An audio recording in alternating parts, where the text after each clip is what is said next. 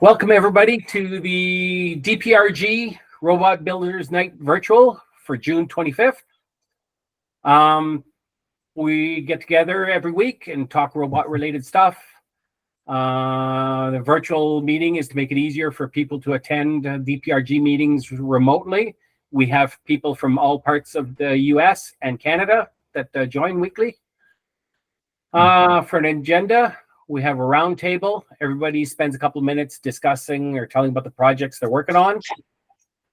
We have ad hoc presentations on whoever would like to do a show and tell. We have questions. So if you have a question and you're looking for some help on code or looking at the direction to go for a robot platform or controllers or whatever you want, just ask. And just to let everybody know that we record the video and audio on the meeting. So if you don't want to be recorded, mute your microphone and turn off your camera. With that being said, we have a little bit of an agenda tonight. We're going to start with Tom, who's going to give us a meeting update. Okay, I've been working towards implementing an early generation Roomba chassis with a Raspberry Pi Pico and a bit of interfacing electronics. I'm reusing the H bridge and the voltage regulators that were part of the original Roomba. I'm reusing the gear motors. I have successfully gotten the motors to run in pulse width modulation mode, so they're working very, very well. Controllable from a rotary encoder, which is located on my Pico development board. That was useful because it gives me a way to turn the wheels, so I can now begin looking at the encoders that are built into these gearboxes. They're not quadrature, they're single phase encoders, but they have tons and tons of encoder pulses. Plus, it's fairly easy to figure out which way the gear motor is turning. So now I'm working at the process of developing or reusing some code that runs in the programmable I/O systems of the Picos in order to do encoder counts. Once I have encoder counts, I can also derive velocity information from that as well. I've done this before several times with other gear motors with single encoders on them, but that's always been with Arduinos. So this is a little different kettle of fish and a learning opportunity. There's a number of people who have written quadrature encoders for the programmable I/O. The dominant method that's used is to build a 16 entry jump table and then read inputs, look at his history of the inputs on the quadrature encoder inputs, and then write code which will allow you to increment or decrement one of the state machine registers. They're all 32-bit registers. Then the registry gets pushed into a FIFO, and the FIFO can be read from the regular code that runs on the Pico. People do that usually by simply polling on a periodic basis. The problem is that in order to get at the most recent data that's in the FIFO, first you have to clear out the FIFO because the most recent value is at the end of the FIFO. You have to pull out all the bad data real fast in order to get at the most recent data. So that seems a little cumbersome. A few people, including someone in Seattle called Adam Green, whom I've met, have implemented the DMA, one of the DMA channels, to access information from the FIFO. So basically, the state machine is programmed to push a 32-bit register value through the DMA channel into a single memory location in the Pico. That seems to work well from what I've read, but it's an astonishingly complicated bunch of code to set it up. And the examples are written in C, so I may or may not convert those to MicroPython, which I want to stick to. In the meantime, I will write the code which is used to pull the data out of the FIFO in order to get at the latest value. Now, the interesting problem is that when you use the conventional 16-step jump table, two requirements occur. One is the code consumes virtually all of the instruction space that's available for one of the state machine PIO blocks. So that says that you've now got 4 state machines and enough code to that has to run on them identically. You have no room in that particular instruction block for any other code to implement anything else in the remaining state machines if you don't use them all for identical quadrature encoders. So I thought I'd take a look at some other code since I don't have quadrature encoders. I have single phase encoders with directional information. So the logic associated with writing the state machine to interpret that, especially since I'm only going to do counting on one of the transitions of the pulses, not both of them. That looks like it will be much, much smaller, which leaves me some space in the instruction set for the state machine block, the 4 state machines, if I wanted to use them for something else.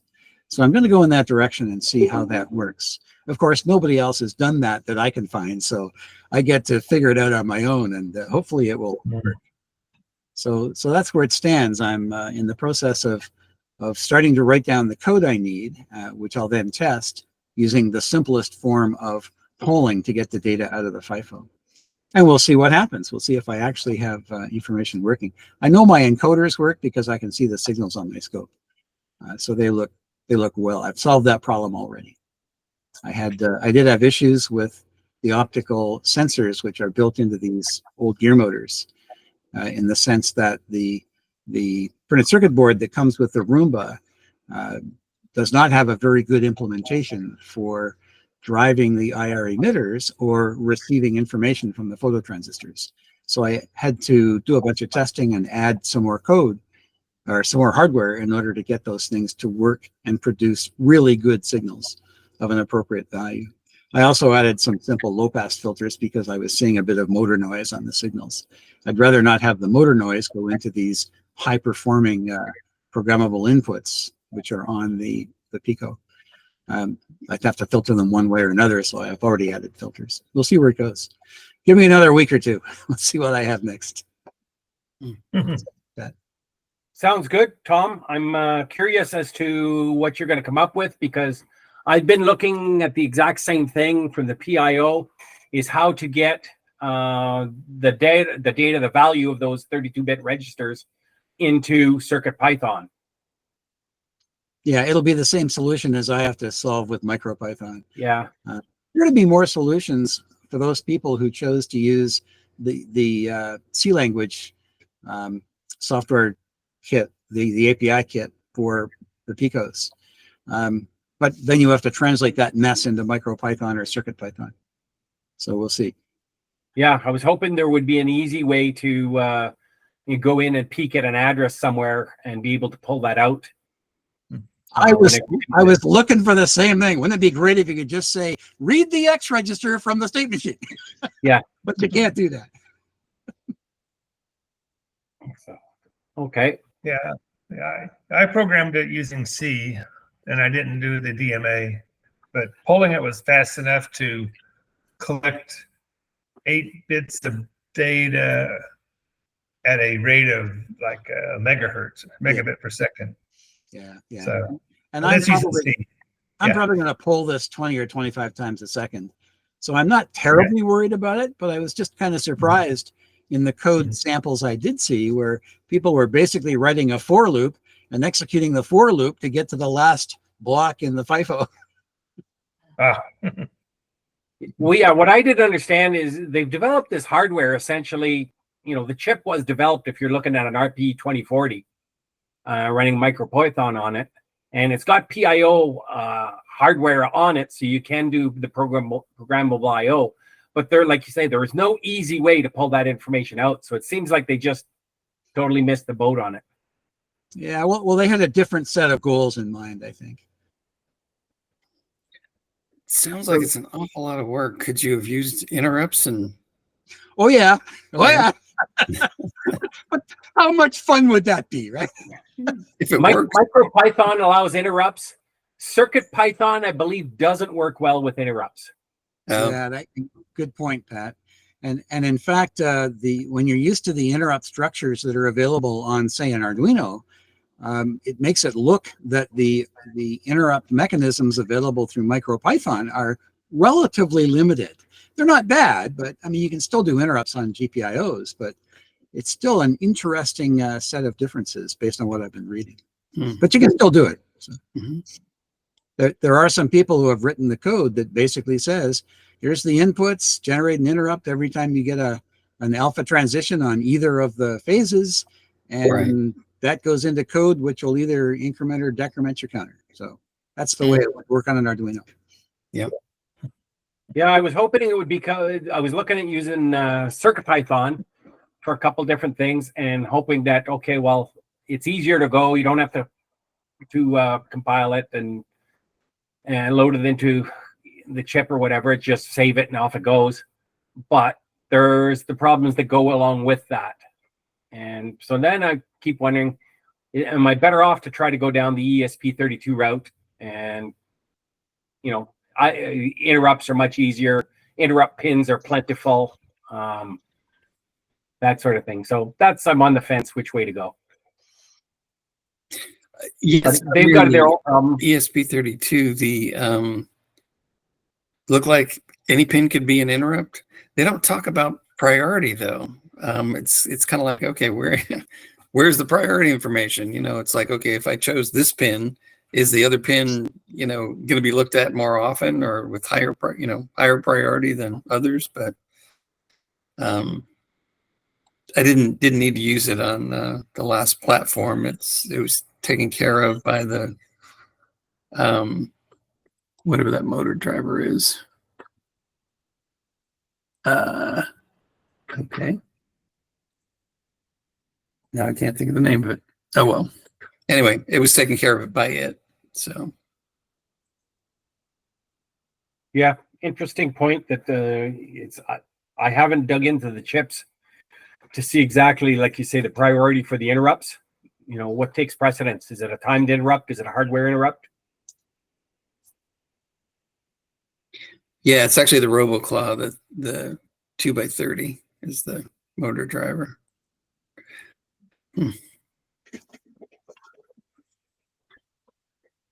So do you have to do any tuning, any PID tuning on the RoboClaw? There's an auto tune that you can use for velocity and for position.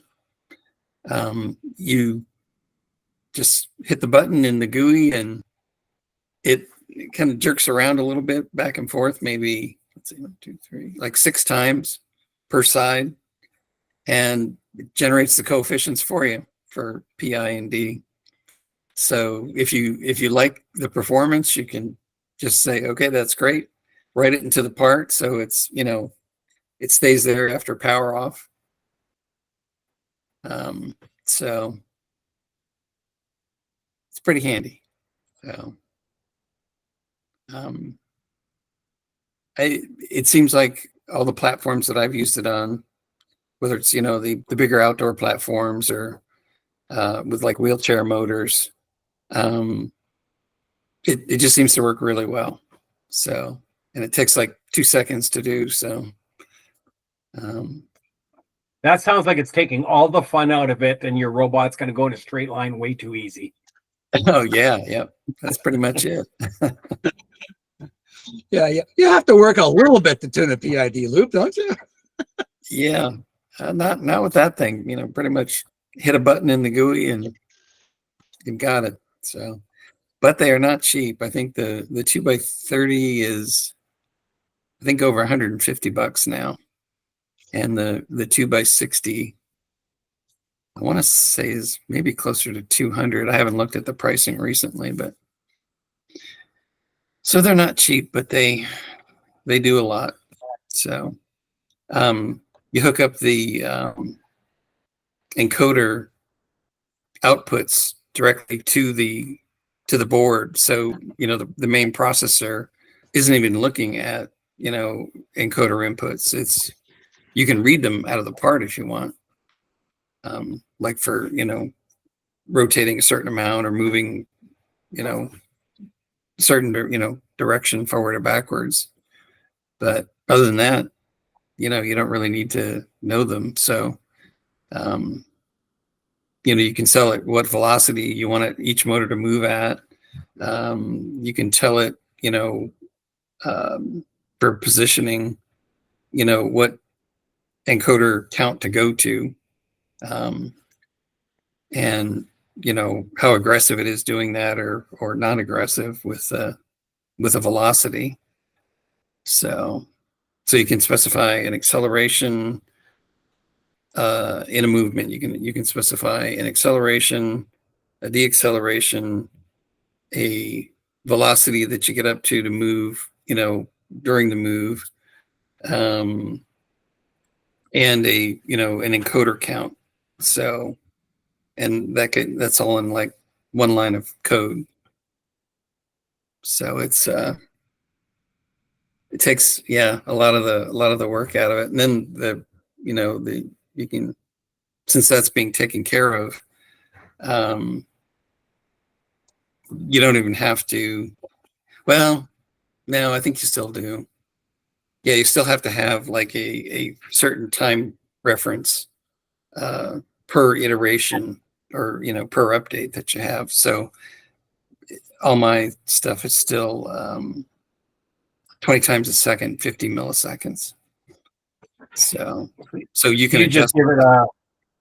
You just give it a command every 20 milliseconds. Yeah, if it needs to change, like if it's like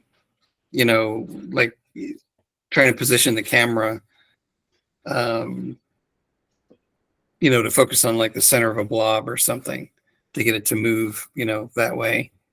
But those can only be just velocity commands. You can't have the acceleration, deceleration, position stuff, because it takes a while. If you don't have like a very sharp acceleration, everything pretty much has to happen in the 50 milliseconds.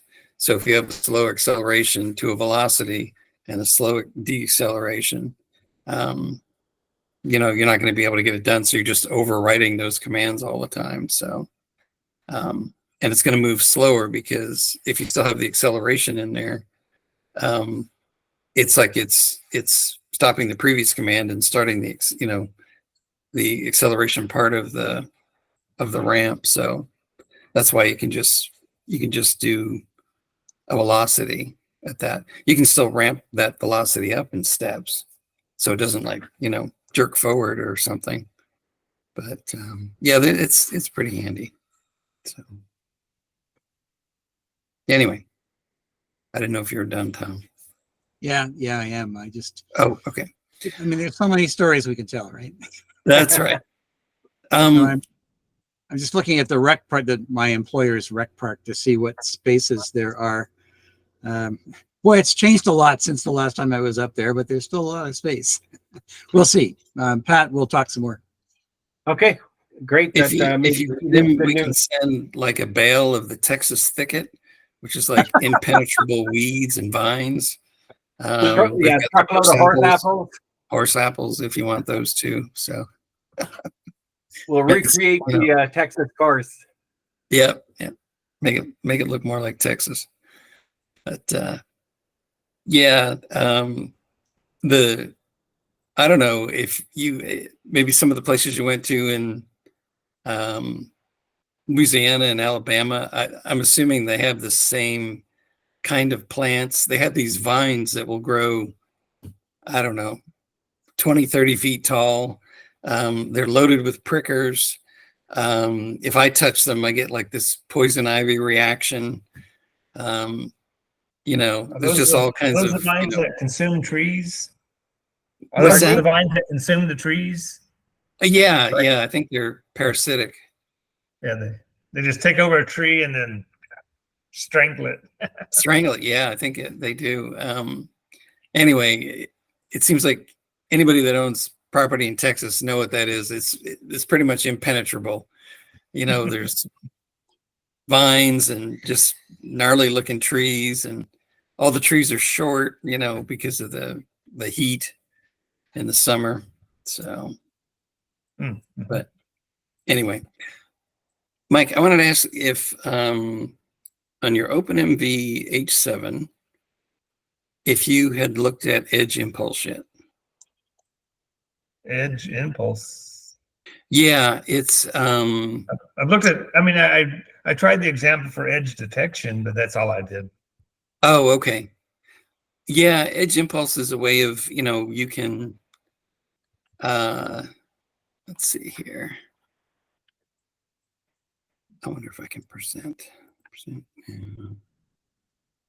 That was on an OpenMV, Ray? Yeah, it's on an OpenMV H7. I was let's see here. Share. Okay. So this is for the Potenza. I think the Potenza has the same hardware that, or the Portenda, I guess is what it is, H7 board. I think it has the same hardware as the OpenMV H7 Plus. So I don't know if it would work on your version because you have the other one that's, I'm not certain what that one's based on. Well, I don't, well, it may I'm not be the an H- newest one, the brand new one that was just released last fall. Right, right. I can't think of what it's called. It's got a different name. Yeah, they changed their naming. Yeah. Is that Yeah. the RT one? I Pardon? think, say that again. OpenMV RT? I think it is, yeah. I think that's the one I got. Yeah. Anyway, RT in the 62. yeah. Anyway, in the OpenMV IDE, there is let's see here if I can get that up. What is it? Tools. There's actually a data set editor. I don't know if you can see that there. It's highlighted. And you can create a new data set if you want. So what it is, it's pretty simple code listing to do snapshots. So you can use, like Bob did on his talk, the same camera, at the same height on the same platform that, you would use to find the objects in the field of view. So you can use the data set editor to create that data set, and they have suggestions for how to do that.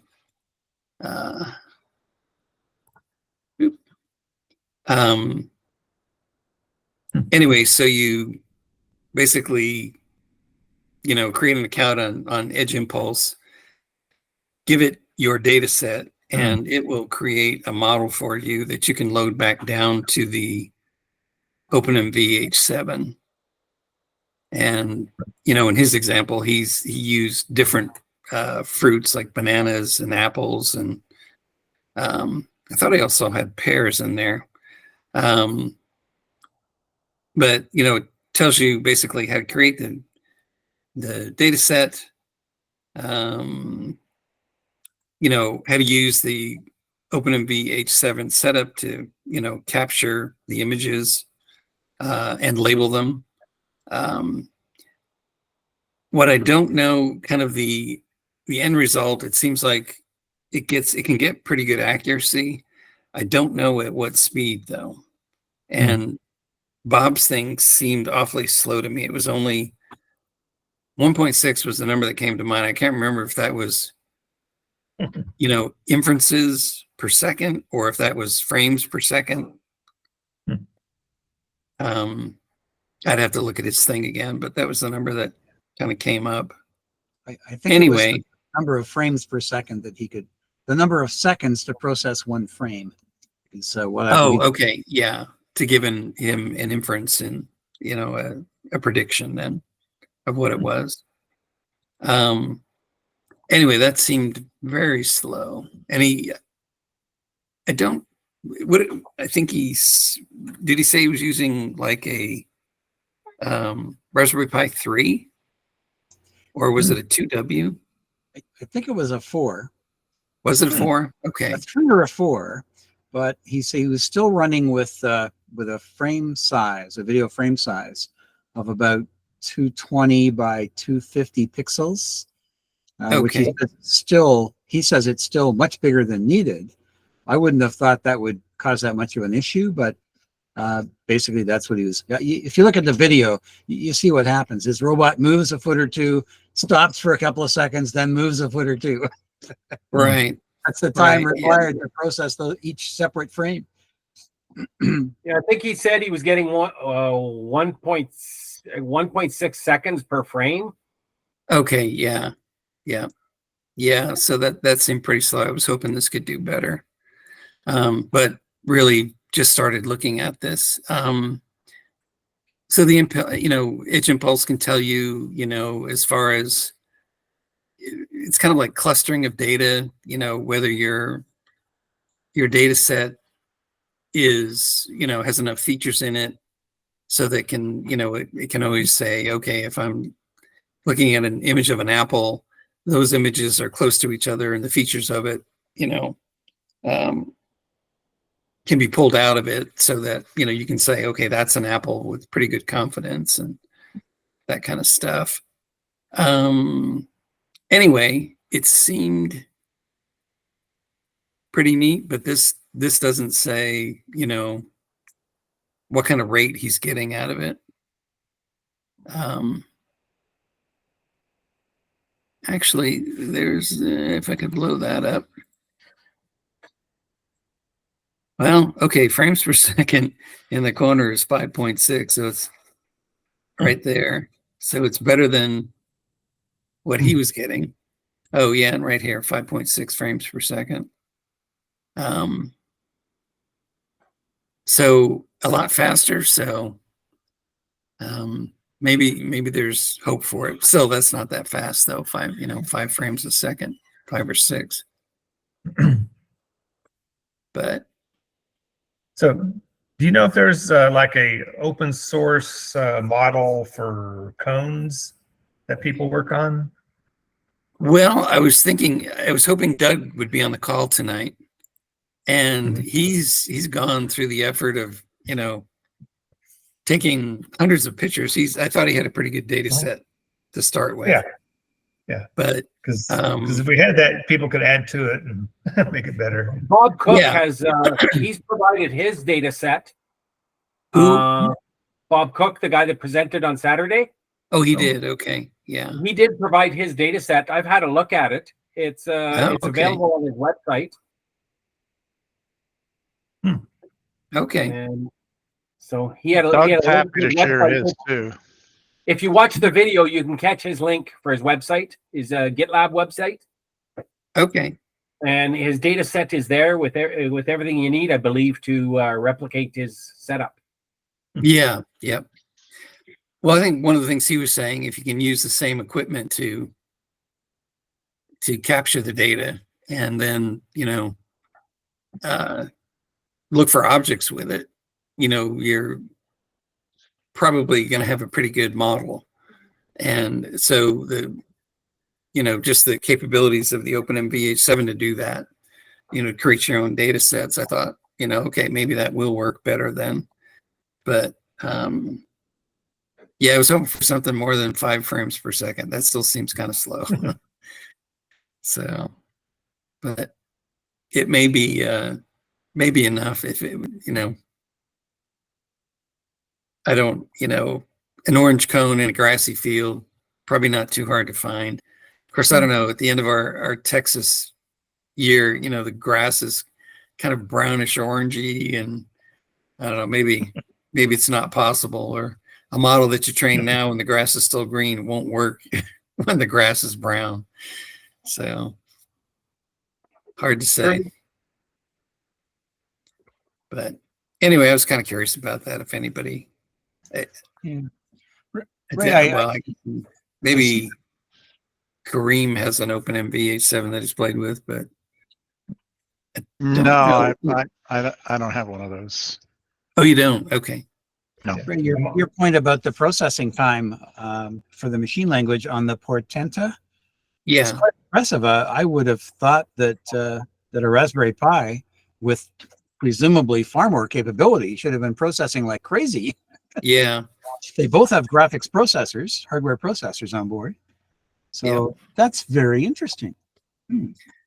I was trying to understand at the end, David Anderson, I think, had asked a question, or I don't know if it was David or if it was Kareem, about I don't know if it was the base model, the Coco Oh yeah.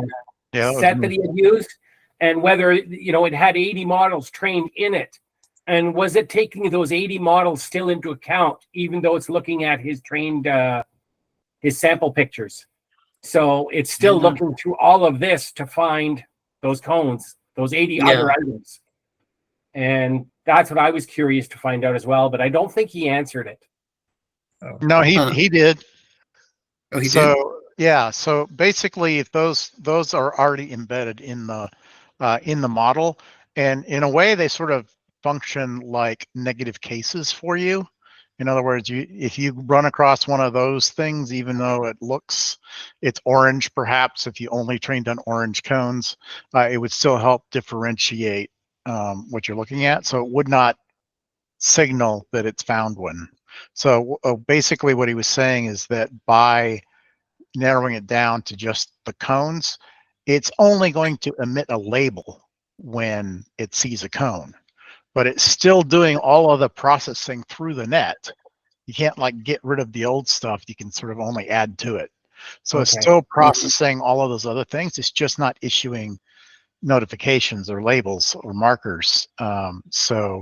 There's some code that doesn't get executed in terms of if you don't have to have those, those labels popping up, but those are, basic graphics primitives. They don't take any time at all. But yeah, you weren't going to get now he could have done a clean sheet, right, where it wasn't based on any kind of previous model. And he did not actually try that. So we don't know, because I think there's a lot of extra setup you got to do to get that going. So he said he didn't try that. And so there's no way to compare if it would have sped up a little bit, because he's only looking for one kind of thing that's more simply defined. Yeah, I guess would be two things. Is essentially it's a cone or it's not a cone. Right. Yeah. And in his case, he would have not found, like cones that were other than orange, because he had specifically trained only on orange. And when he tried it on some of Doug's test images with multicolor cones, it wasn't finding them. Okay. So that's interesting. So that would be the other option as well, is that if you had a black and white image, it wouldn't probably find a cone. No, because he trained it with color images. With the color, with the orange or orangish colors. Yep. Yeah, I was thinking, looking at the data sets, it doesn't seem like a cone was anybody, or was anything anybody wanted to include for some reason. It's like you look through them, it's like, okay, fire hydrant, dog, cat, person, no cone. So there I guess are cones pre-trained. I found at least 4 other pre-trained recognition models out there that you can find them on GitHub. They use varying different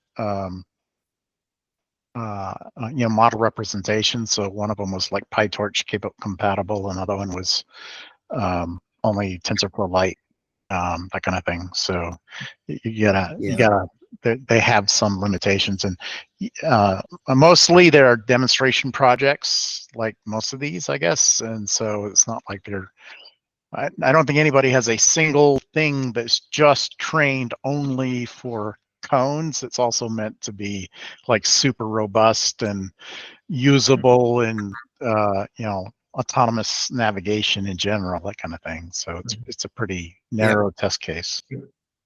Would doing grayscale instead of color speed it up and make it colorblind, or would whenever you throw data away, it's a good thing in terms of frame rate. And then the question becomes, is there enough differentiable stuff? If he had trained on purely black and white images, then it would have picked up much more information or made more inferences about the actual shape. It would have looked at the edges and their relationships to each other, and by having color not there, it would have just not been able to pick that up. There's still be some questions, I would guess, I not having done that in this, this kind of case, but there would be questions about like contrast levels, and because but that's again something like if you want your data set to be robust and detect the shape of a cone and not the color, and to be really robust, you probably want to have input from different kinds of cameras with different different distortion parameters and things like that. But just a common set. So you could actually probably do like a Google image search for traffic cones, and you could probably get plenty that way, run them all through a black and white transform, right? And then use that, label them and use that as your training set. And it probably would be just as good as the color, the other one. But it might also pick up other things that, I don't know, what else? Could it pick up an ice cream cone as a traffic cone? Had a similar shape. Yeah, upside down ice cream cone. Who knows, right? Or cones against the Texas grass in August. Yeah, that's where the whole, especially in purely black and white, Right. it's probably going to have a very similar luminosity to the grass. It's not that it's really hard to tease it out. But then again, there will be some things like I think it'll probably end up being sensitive not just to the shape, but to the more continuous texture that you'd find on a traffic cone as opposed to hard scrabble grass, possibly. So I don't know. Yeah, You'd have to try it out. there was one section that he showed, and I'm not really certain if I understood what he was doing, but it looked like he was trying to do a mask for the cone color and somehow enhance his data with that. I don't know. That wasn't a mask. That was so in a lot of trainings, you just enclose the item within the picture within, say, a rectangle to help code identify this is the area that I'm interested in. And so the object must be in there, right? And he was using a tool that sort of did automatic edge finding. And so the mask was just sort of like an overlay on top of the image saying, this is precisely the thing that I'm looking for. Okay. Yeah. And I've again, I don't know the definitive on this, but I've read differing opinions where if you do that, then you're sort of occluding some information about the edge of that object, how the edge of that object interacts with its environment if you're too narrow focused, right? So I don't know if that would end up being like, you could still do that to help like focus the algorithms on detecting just that thing, but maybe you find the edges and then you bloom them out. You expand them a little bit so that you're still getting. But I worry about that. By doing that, you're sort of telling it what the shape is, and and not sort of letting it figure that out for itself. So there might be some qualitative difference there. Yeah. Okay. Well, that explains it a little better.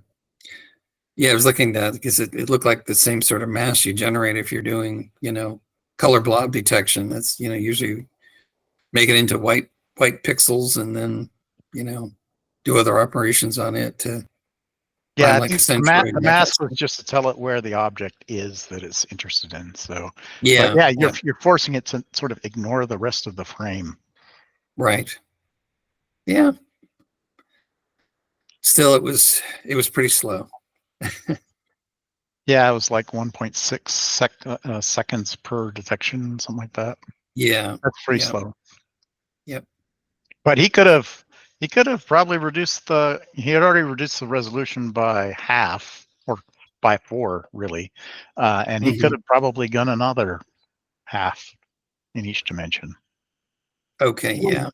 His data that he has on the website is, I think, 320 by 240.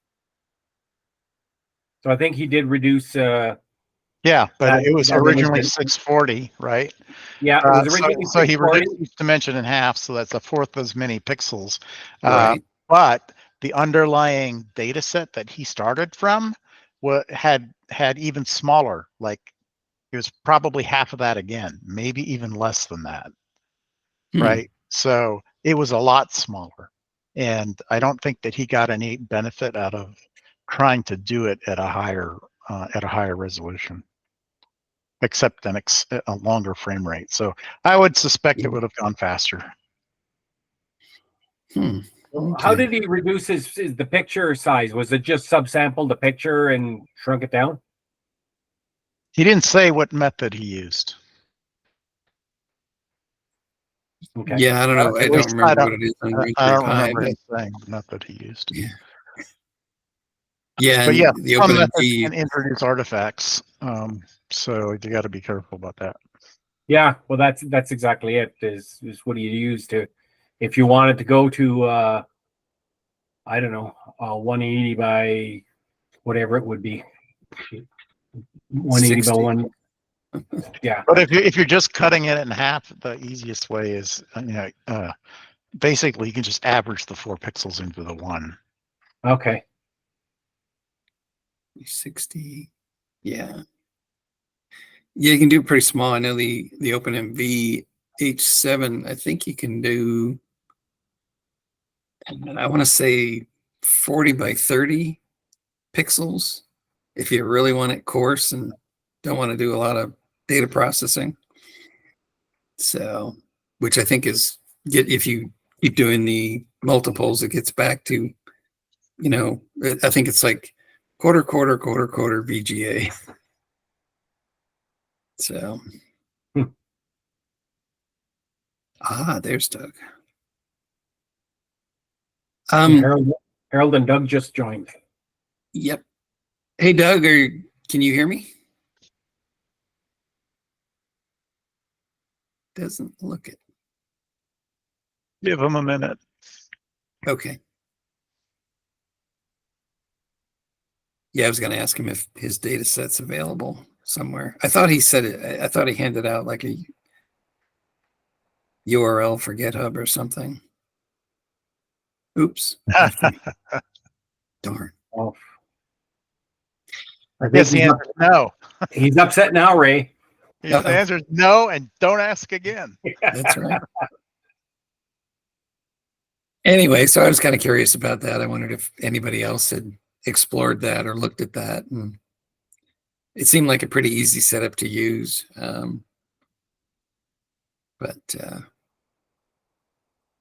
Aha, I saw him for a second. He's back. Doug, are you there? Yes, Camera active. still muted. That OBS is a fancy tool, but it sure can get cumbersome to use.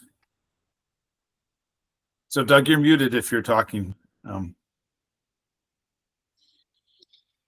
And also muted if you're visible. But if you're invisible, then this is correct. Or if you've changed into some shape there. I don't know what that shape is. That's the OBS Studio logo. So he's Okay. got the virtual camera turned on right now. I thought it was the Cardassian logo from Star Trek. I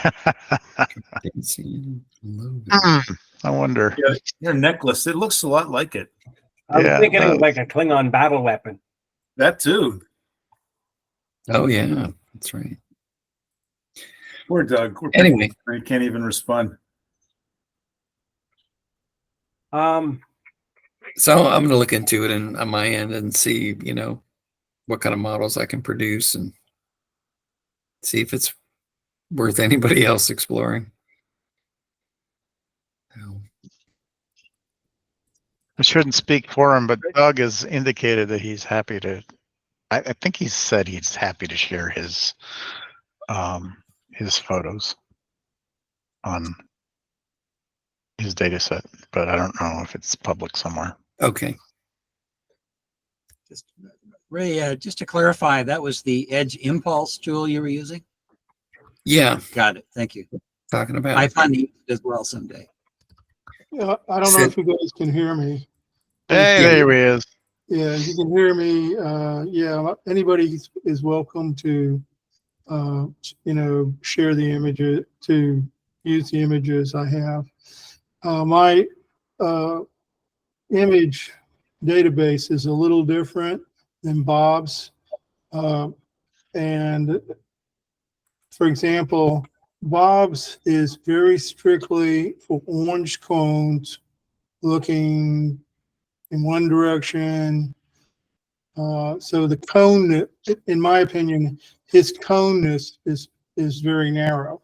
And I think that showed up in one of his examples. He was showing some images from my database, and there was like 5 different, I think there was 6 cones in a picture, and he only picked up the orange one. Okay. So the coneness, I don't know exactly what to tell you.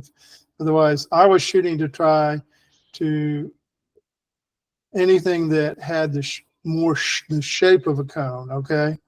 Where he's looking very specifically for an orange cone in a certain orientation and a couple other restrictions. It works very well, don't get me wrong. I mean, he's been successful, so there's no problem with that. But when my data set is a little got, cones with different colors. It's got cones with stripes in it. It's got some other stuff. Now, would you run into that? Probably not necessarily in Robo Columbus. So those images don't need to be included.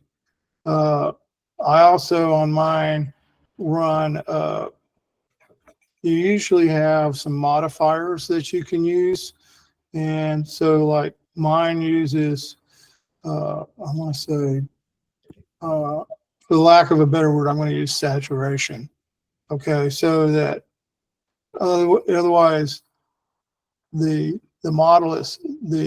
data set also generates automatically images that are more saturated and less saturated. Okay, or brighter or less brighter, or more contrasty and less contrasty. So those boost the number of images you have, okay, and help you a little bit in your thing. So, but it's all, like I say, I'm welcome to, anybody's welcome. It's called, I believe if you go on RoboFlow and look for TC3, I think that'll pop up. Okay, and TC3 stands for Traffic Cone 3. So you're welcome to use any of those images. I'm hoping to be building more. And I also, Bob also offered his data set. So I planned it. I don't know if I have to check. I either already added them in there or I'm planning to add them on. Okay. Yeah. So Go on RoboFlow and look for TC3, huh? I think. And, we're at home, so I can't really check too well. But the other thing you can do to help a little bit is, even though you might only have, let's say you had 10 images of cones. That's not enough, but let's say you did. All right. But if you had in your hand 3 cones and you put 3 cones in every picture, now you have 30 cones, even though you still have only 10 images. All right. And I tended to do that. Otherwise, my cone pictures will have more cones than one because I want to boost the number of cone objects. So anyway, it's whatever. Okay, but for the most part, we're looking for a single cone in the contest. I wonder if that would screw things up if you have multiple cones in an image. No, because I think a cone is a cone, okay? Otherwise, so I don't think that it's going to be. It's not going to look for 3 cones. Okay. But you do have to be. You have to be really careful about. He also is doing something that's not highly recommended, and that is where he was taking his robot and snapping a picture and moving it closer and snapping a picture and moving it closer and snapping a picture, moving it closer and snapping a picture. And you say, well, what's wrong with that though? What's wrong with that is you've now reinforced that specific background 4 or 5 times. Okay.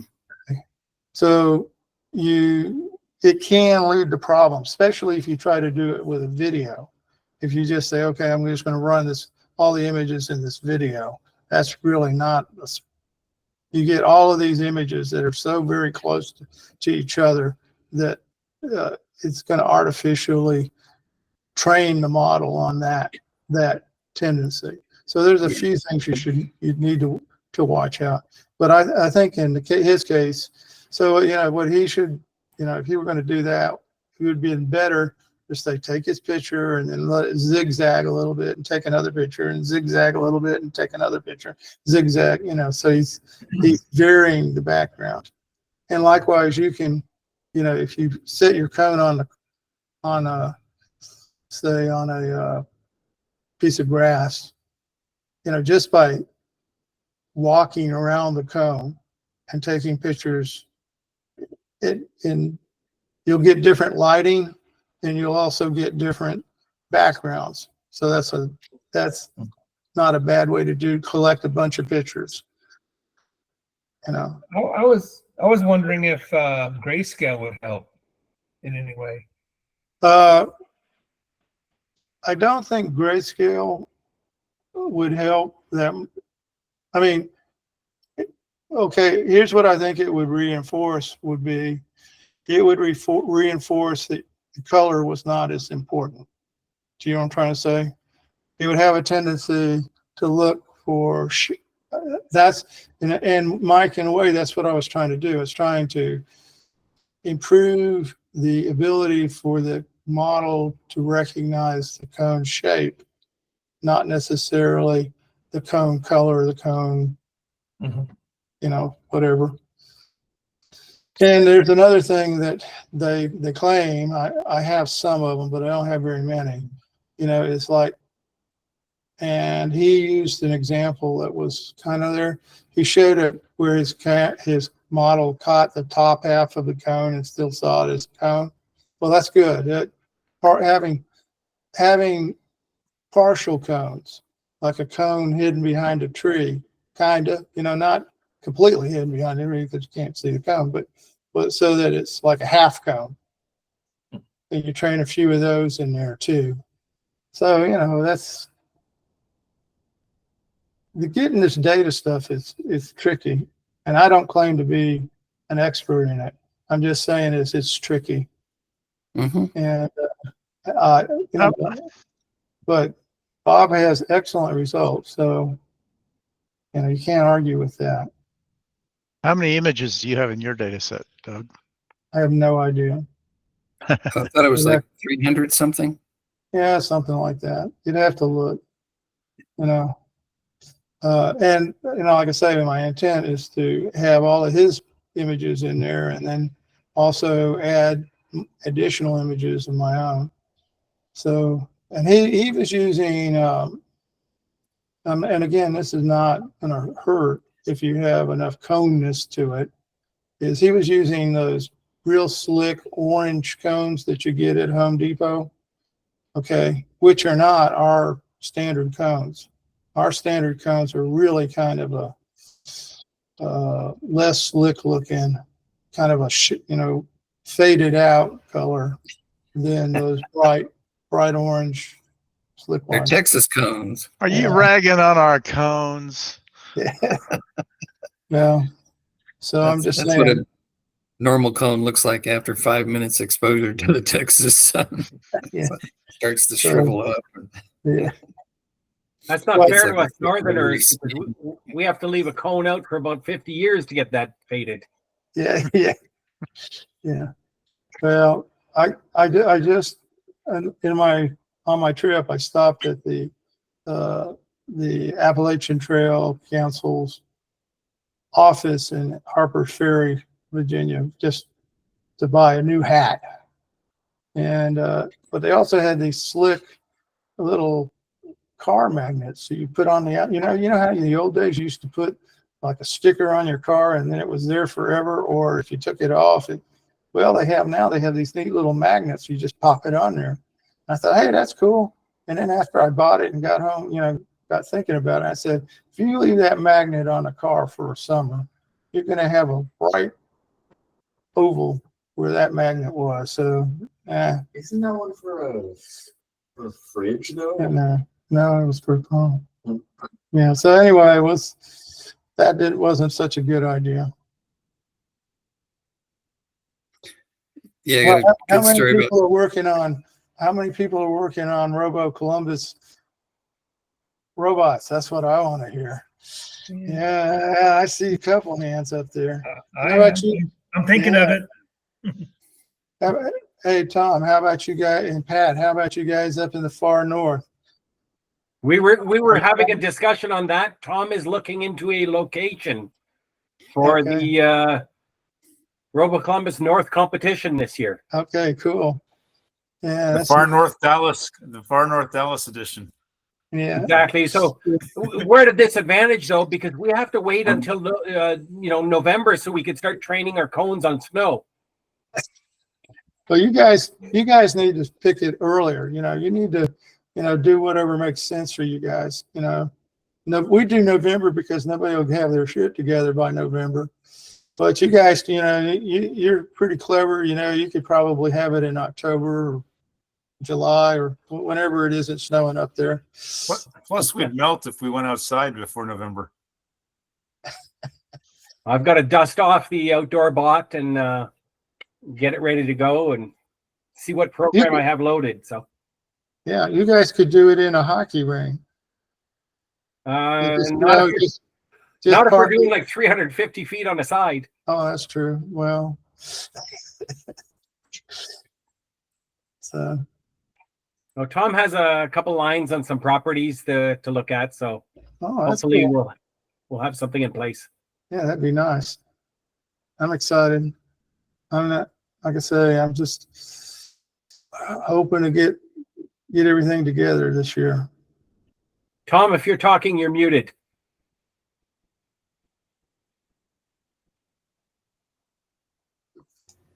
There, that's better. I'll bet you can hear me now. I can hear you now. Just as a teaser, I'll share a little picture here with you. Okay.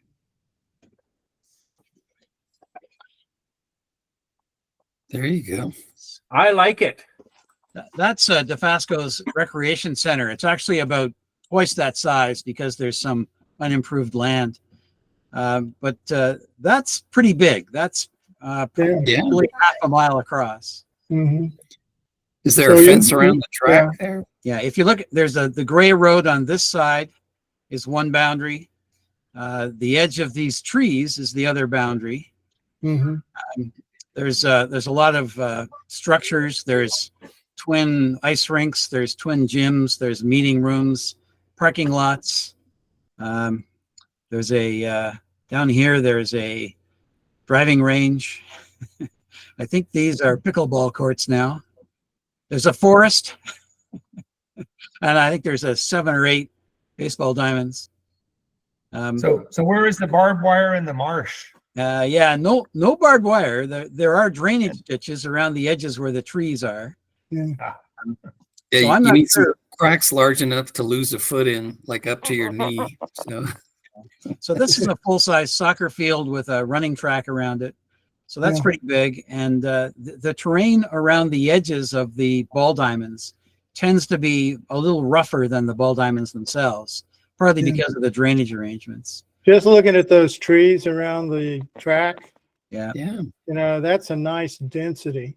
The other ways, they're not so dense that your robot doesn't have a chance in hell of getting through, but they're dense enough to actually provide you a little bit of requirement of obstacle avoidance.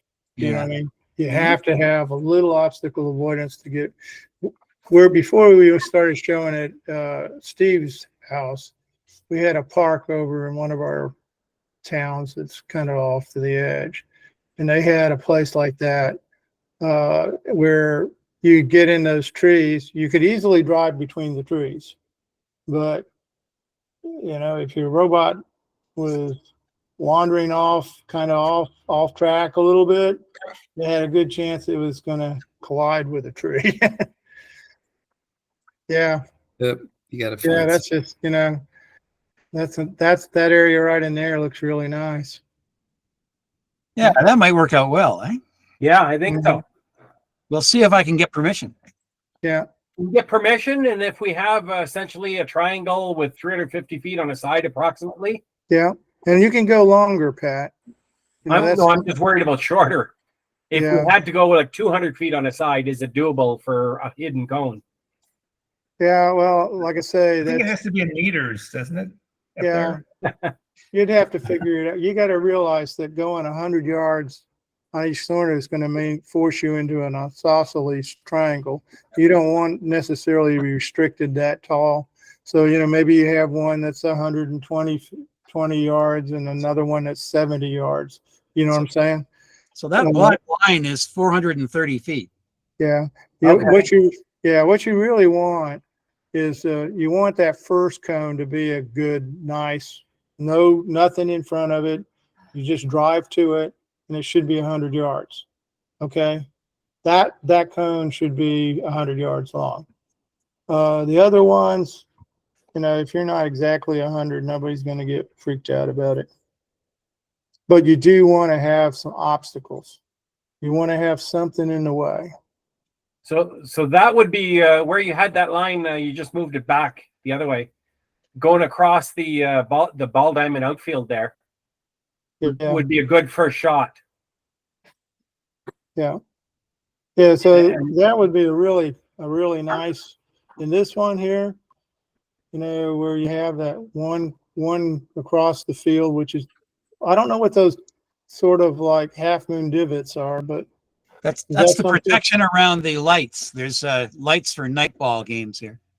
Okay. Well, that might be tough because is it like chain link? Well, they're probably just padded barriers so people don't run into the pole. Oh, okay. All right. Yeah. I don't think Okay. I can change the angle of this. But you know what I'm saying? You can run some down there to get the trees. And if those are barriers, you know, oh, that looks like a stone fence. That's pretty good protection.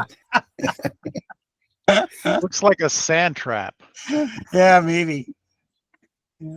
So those would be, I think, just looking at them, those would be legit obstacles, you know? That's to Yeah, stop those ball players from catching that, line drive.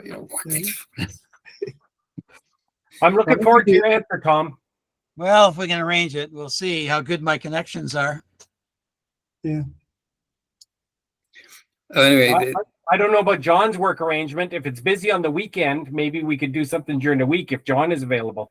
It's probably a lot easier during the week because this is mainly for active employees and their kids, and they aren't that busy during, this place isn't that busy during the week. It's very busy on the evenings and the weekends. Mm-hmm. Even in the summer. They run summer camps, but the only other use during the work week, a lot of the structures up here are actually a training center. So see this funny shaped building here? That's a training center. Mm-hmm. So it's used during the workday. Well, that looks like a real promising site. We'll see. Mm-hmm. anyway, to my comment earlier, I was thinking, okay, they had dogs, cats, horse, a person, and I was thinking if you're doing one for an automobile, those things you don't want to hit, but okay, you could hit a cone and it wouldn't really hurt a lot of things, So I was driving up the Dallas North Tow Road, trying to make it to a shipper that was at DFW Airport, and looked down on my phone for just a second to try to find a number, and hit a damn traffic cone. I thought it ripped off the front bumper of the car. It made such a loud bang. It's like, oh my God. So Was it one of those traffic barrels or an actual cone?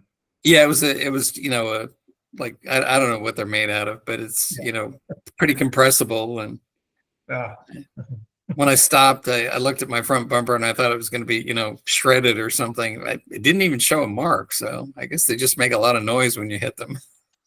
Yeah. But, you know, beats hitting all the other things in the other category, you know, the horse, the person, the, you know, cat, the dog, whatever. So. Well, I'm still thinking of a platform to start with, and I need to make my decision pretty soon. Because last time I talked, I was saying, oh, I really like the idea of tank treads and stuff.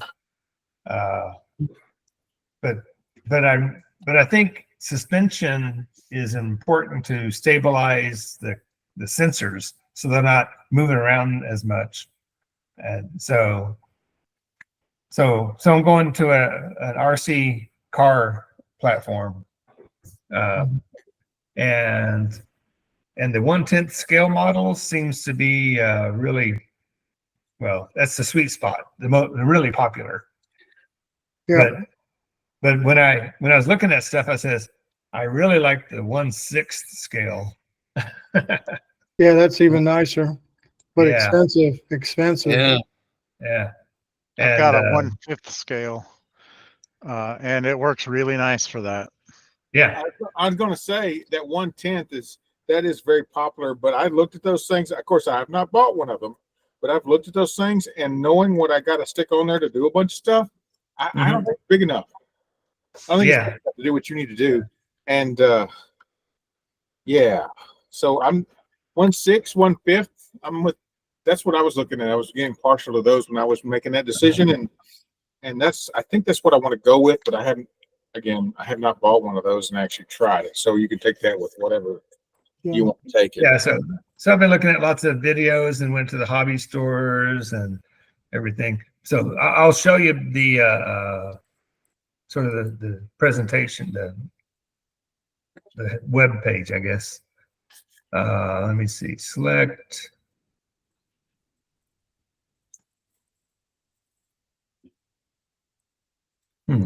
Find a used wheelchair with 12-inch tires. That would be, you know, perfect. High enough clearance off the ground. And Yeah, I'm finding the right tires is really key. And this year I'm going to definitely go with the differential drive type.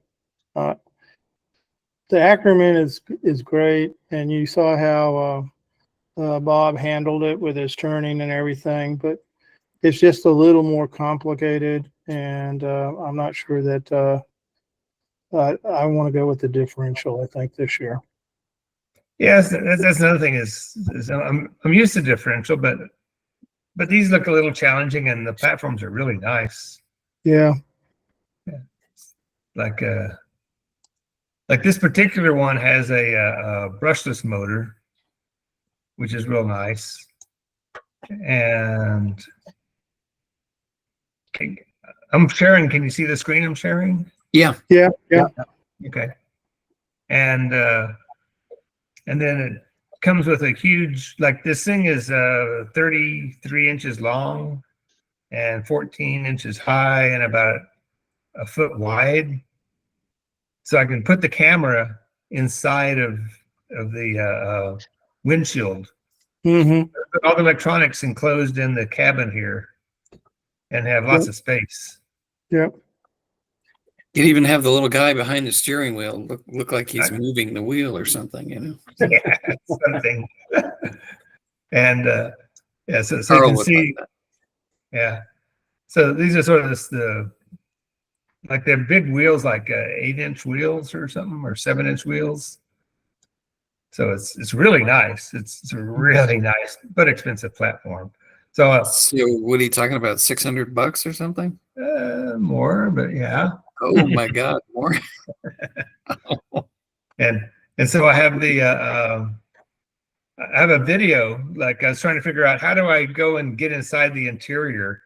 And so I have this little video that I found that where someone was taking it apart. So, And at that point, well, time to start snipping. That's a good picture. Is that his hand inside of it? I think it's holding it. It's a reflection, I think. She just got the front two right here with chassis hold disassembly on right here. Then you got so he's basically saying that the interior where the man is sitting and the chairs are, you can take that out. And so I can modify that and mount the cameras and stuff on it, or I can replace the whole thing with just a smooth piece of something or another. So I was pretty excited about that.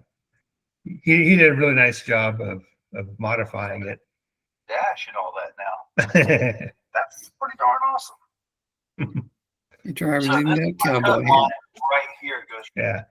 Oh, well, so that's sort of my share. And I was looking at the 1/10 that says, oh, I could probably, how to stop presentation. Okay.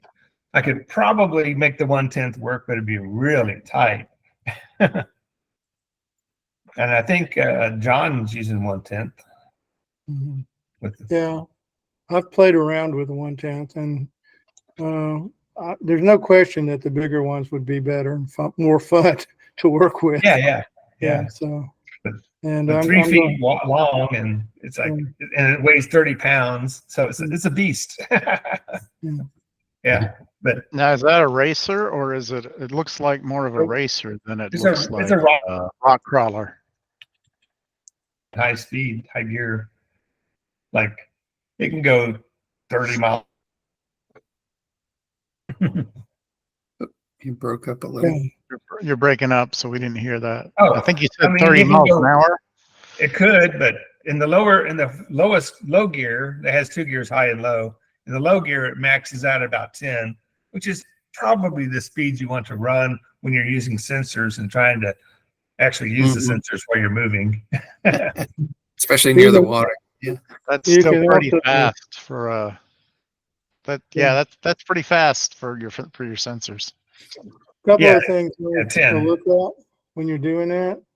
If you get one that's where they're called a censored ESC and a censored motor, that will allow you to drag way to real slow speeds.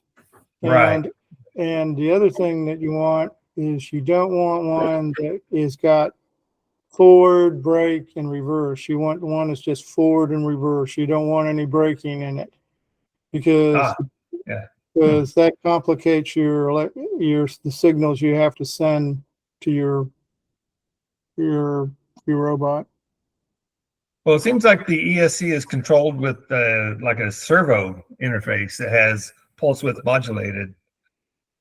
Yeah, but that's the signal. But if you have the brake in there, you have to do something like, I can't remember exactly how it works. You have to, like, if you want to go from forward to reverse, you have to put it in neutral, it has to stop or something so that you don't strip the steers out. Yeah, a lot of those ESCs like that come with those boxes do require you to come to a full stop first, and then you can change direction. Yeah, which makes sense. But yeah.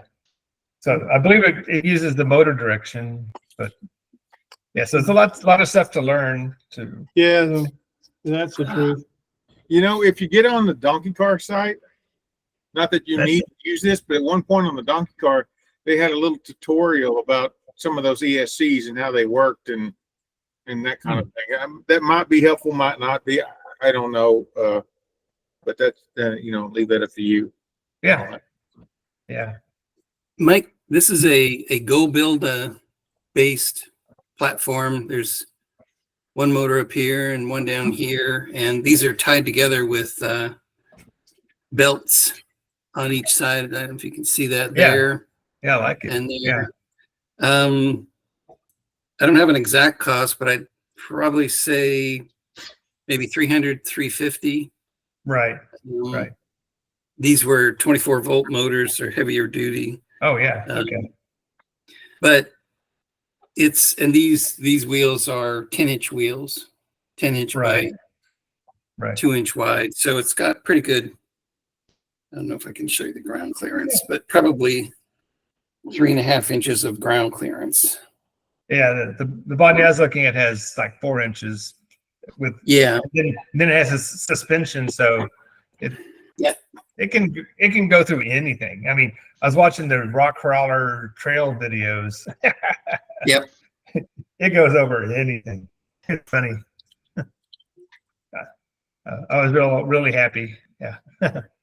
So I'm leading in that direction, and it's an investment. So I just want to make sure I make the right choice.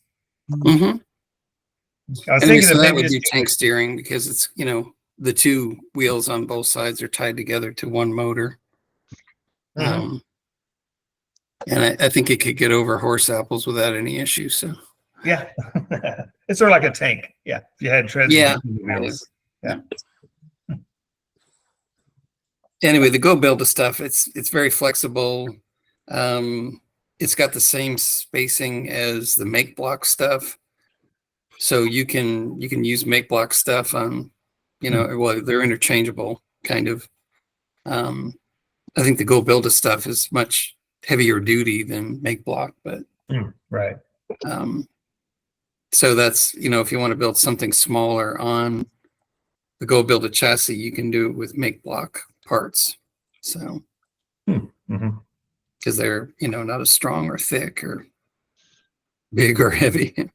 Yeah. Yeah. So that's the direction I'm heading. It's like the important thing is to me is suspension to stabilize the cameras a little better and the sensors, and something big enough to put the stuff in. So I'm sensing you need somebody to tell you go do it.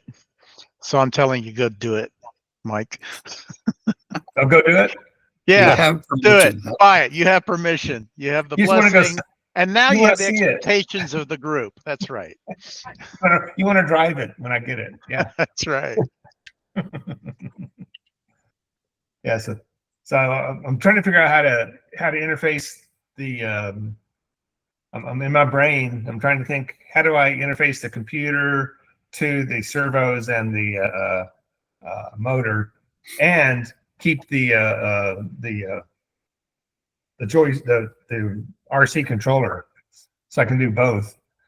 Yeah. So I'm thinking that what I would do is put a microcontroller like RP2040 down below into the motor area, and hook up all the wires to it, and hook up the wires to the remote, and then sum them all together with one port to the Raspberry Pi up in the cab. Mike, Pololu sells a sort of, think of it as an A/B switch for servo controls. And I want to say it's at least it might be 3 or 4 channels. I can't remember, but it's a very reasonably priced part. And you just essentially, if you have a low on your control signal, you get A goes through, and that would be, for example, that might be through your receiver to from your transmitter. And if you pop it high, then it goes to, it takes the ones from your microcontroller and uses them. I don't know if I made that clear, but Yeah. it's a part that I've used. I really like it. It was fairly easy to use, and it's not that bad. It's not that expensive. Yeah, that's a good option. I was just going to do it all in software inside of a micro. Well, no, you can do it that way. I mean, I've done it that way too. But it's more complicated. Easier. Hey, But it's more Mike. complicated. Hey, Mike, check the chat. I'd ran across some AliExpress stuff a little bit with Tract, and I thought of you, and it took me a second to where I could go find them out. And there's you a Tract thing with it'll roll over most stuff, I imagine. Oh yeah. Yeah. And That's pretty cool. it is pretty cool, and it's similar price range, which you're talking about the robot car that you're going to literally just destroy or take apart to do the thing. So, trust me, I looked at the Traxxas thing too. Those Max is those $1,000 trucks. They have a great chassis on them, great suspension, that kind of thing. But buying a $1,000 RC car just to take it apart and do terrible things with it, I couldn't do that. I couldn't do that. Oh, and if you didn't know, Traxxas has a factory store just up in like Allen. So Oh, if you wanted to go by and see the real thing and get part, all that kind of stuff, I went up there one time, walked around the store for a little bit. It's kind of cool for a lunch break, you know. But oh, I didn't know that. Yeah, because I was looking at the Axial brand, I got you. but Traxxas has some good 1/8 model or something. Yeah. Yeah, like the Max Traxxas Max X. Yeah, that Max thing is Yeah, pretty but impressive.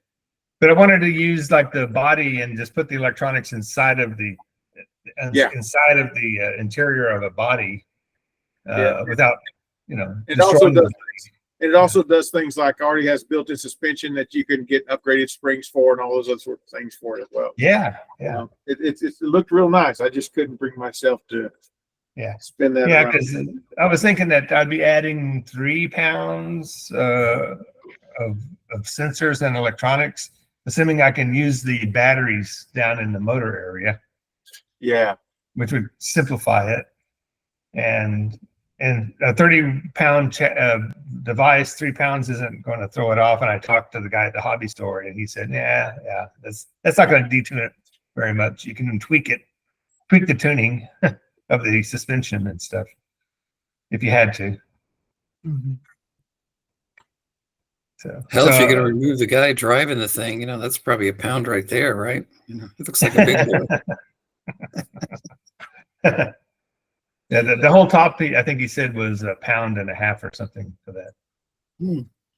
For the body. It's all plastic, so yeah. Yep. This is the other thing I found coming into chat. Suspension and stuff on the thing. Oh, come on.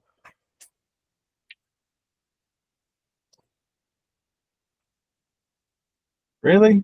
Did it do it? Yeah, I think it did it. Oh, I see it. Yeah. Yeah. And that's got like a front half and a back half, and all 4 tracks are in kind of independent from one another. And I don't know how well that would work actually in our situation, but it looked like a fun thing to gawk at least. Yeah.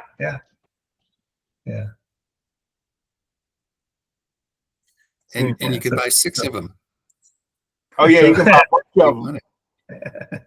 Oh yeah, have 4 of them, and like 1 for each wheel, and have a big body in between them all. That'd be pretty cool. That'd be pretty cool. But I was hoping if I get this nice car, I can always use it as the normal car function. Sure. Climber or crawler function. Just not use the internal electronics, and I can sort of play with it that way. And it looks like it'd be fun to go out and just crawl with it. And, it was pretty fun seeing it crawl through all the wet stuff and everything. It was really nice. Just looking at the videos. So that it's a sort of an update of where I'm going, and I guess Kareem's sort of said it's okay to do it. So we'll see what happens next week. Okay. He's giving you permission. Kareem, you're just an enabler. Thanks, Mike. Kareem, did you have something you wanted to present or a question you wanted to ask? Sure. Feel free to pull me back if this is not quite robot related enough. I'm gonna put some links in the chat. So I've been working on a On a new project, which is sort of like an explorer for learning about different kind of angle systems, and and the reason is it's got to do with robot control and robot navigation and traveling between different regimes. Like you typically control the robot, using radians in a local frame, but if you're dealing with GPS, then you've got totally different set of systems controlling things like what are your bearing angles and that kind of stuff. So I've started this project, and can you see the screen? Yes, we can. So it's called Triangle. It's basically, I was trying to debug some heading turning code and that kind of stuff, and I got to the point where like I was just getting myself all confused, and I wanted to just print out a paper protractor, and just be able to like turn it on my desk, and because I was running into really strange bugs when I was using some third-party libraries. So I ended up creating instead something that I could just play with on, this is just a single page browser script effectively. What basically you do is you've got these two concentric protractors, and this sort of helps point out the differences between these different systems. So I'm calling them the regimes up here. So all of these are slightly different ways of measuring angles, and there's at least 3 different ways that they can vary from one another. So right now I've got trig degrees set, and I'll just set, and so the HTML5 is also in degrees. But if I go to the 0 angle on HTML5, so this is the internal protractor 2, and you can see that it switched to pointing off to the right, exactly the same way that 0 degrees in trig does, right? But in HTML, if you increase the angle, it turns to the right.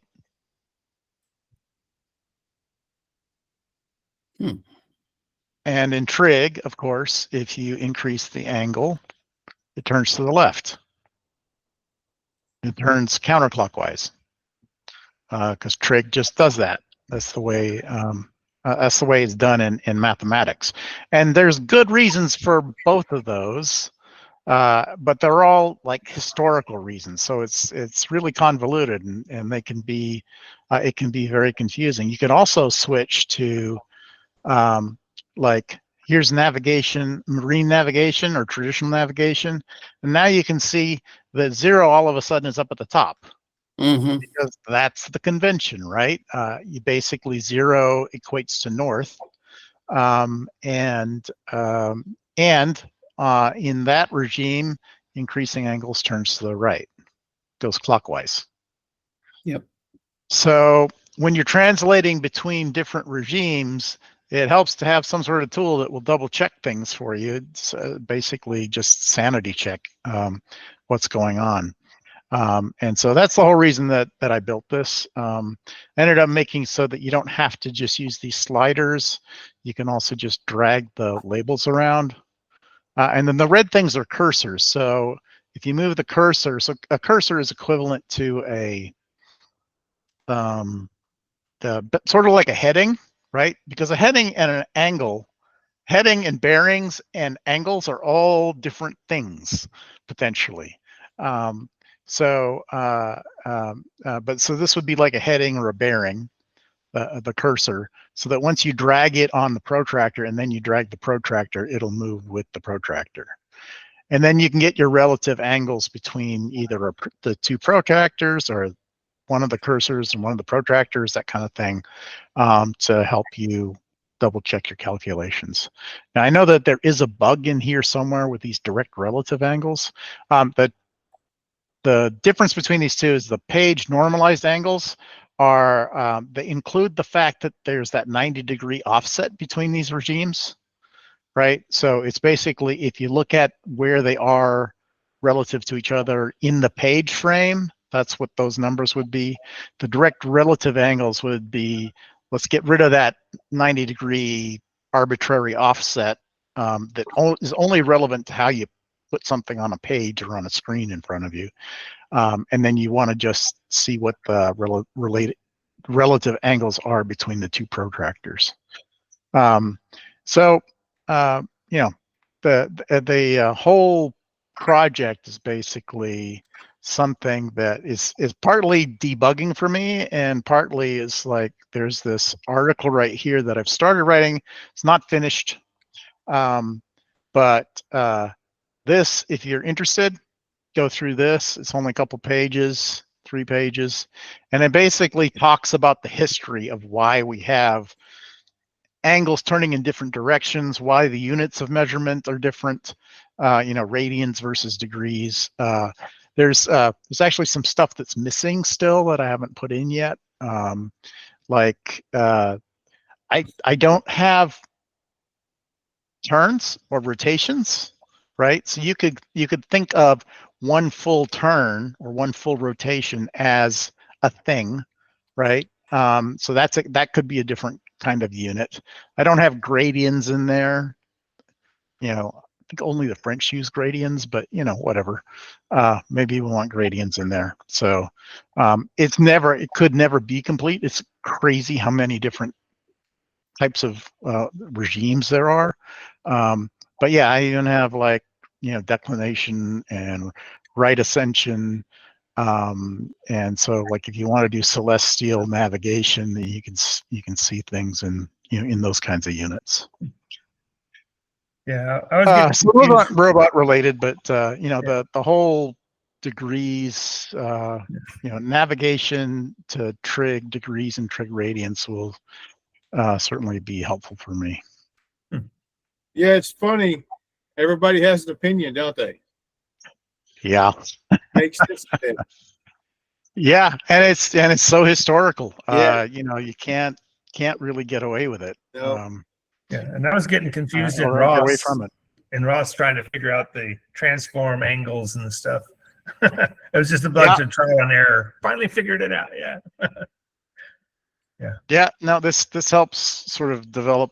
The whole idea was, you know, how can we develop a feeling for this? I've had trouble describing the rationale for this kind of stuff to my robotics students, and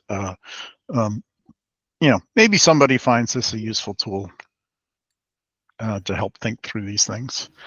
So there's still some bugs, there's still some incompleteness, but I think it even works on you know, it should work for a touch browser where you can just drag those cursors around in the protractors and play around with it a little bit. So if anybody has any comments on either the article or the tool, happy to send them my way. I put a link to the Discord thread for it in the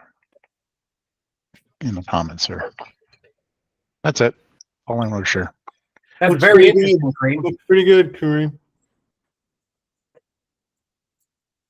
Yeah, with this, what I call my Omni lens, the thing on top of this robot platform, I had to translate between, you know, 320 by 240 pixels, looking up at a mirror, which switches or, you know, flips everything. And yeah, the logic, it's like, okay, I think I got it right now. And it's like, I test some things. It's like, nope, not yet, you know, and trying to figure out, okay, if it's, yeah, the places that really trip you up are when you have to normalize, right? So headings and bearings are always normalized to be on the unit circle, right? Whereas sometimes you want to specify relative angles that are go outside and beyond that. So like the range that I have for the protractors, like if you want to tell the robot, I want to turn around 3 times, right? You can just give it, you know, 3 times 360, as your ratio, but it'll stop if you're using only heading that's been normalized, right? Because it'll find that it won't know to go beyond that. So it's unusual, but there might be times when you want to tell it, I want to turn more than 360 degrees. And I want to be able to, I want to be sure that when I tell it to go negative relative to my current heading, it always goes counterclockwise or clockwise, depending on what your regime is, right? Right. So it Yeah. needs to be able to figure out what relative angles mean before translating that into instructions to your motors. Yeah, the thing that I try to do, like if I don't know, say I'm pointing, let's say, okay, 0, 360.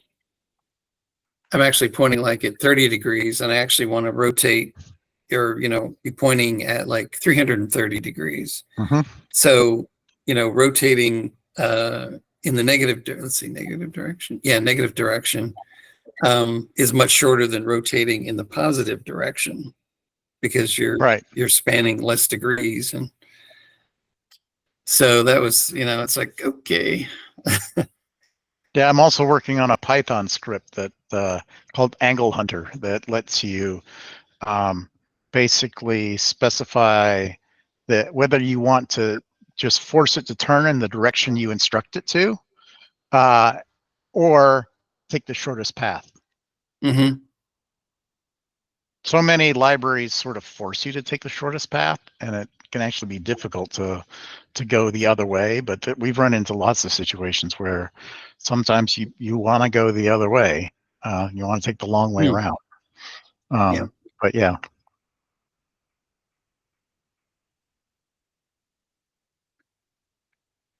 Yeah, I remember when I was trying to program my robot that I didn't win on, but it's basically to try to minimize built-up encoder errors. I would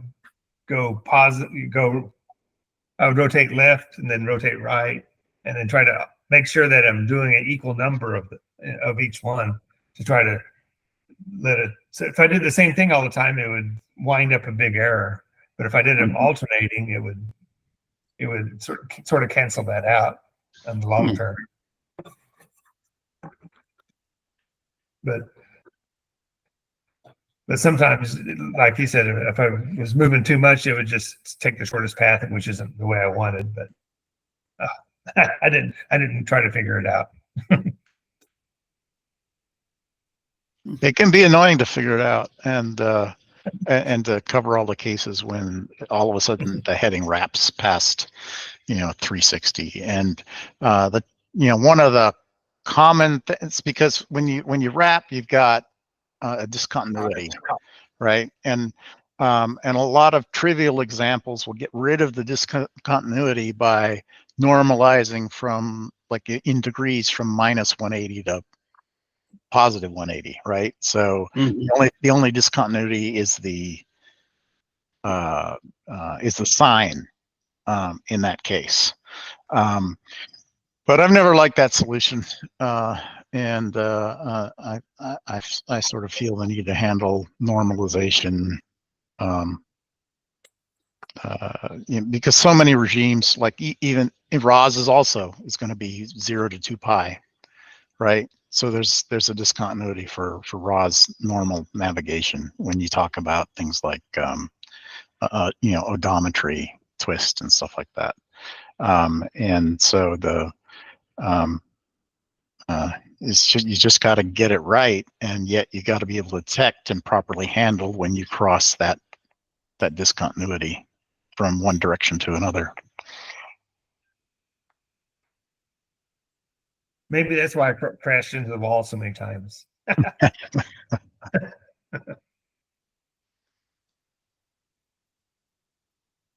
Who's next? I've got a question. Go ahead. You might as well go with open mic and let whoever got anything to go ahead.